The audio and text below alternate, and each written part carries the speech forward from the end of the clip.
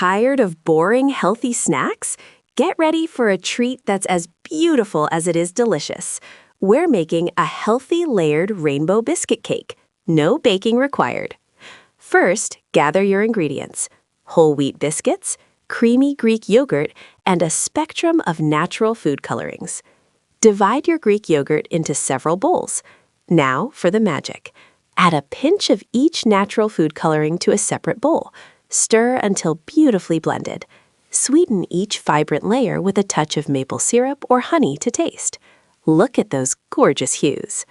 Time to build our masterpiece. Start by laying a single layer of whole wheat biscuits at the bottom of your serving dish. They don't have to be perfect, just cover the base. Then, carefully spoon over your first vibrant yogurt layer, spreading it evenly to cover the biscuits completely. Continue layering. Add another biscuit layer, then your next colorful yogurt. Repeat this process until all your beautiful rainbow colors are stacked high. The key is gentle hands and a steady pace to keep those layers distinct and gorgeous. Once all layers are complete, cover your cake and refrigerate for at least 4 hours, or ideally overnight. This lets the biscuits soften and the flavors meld.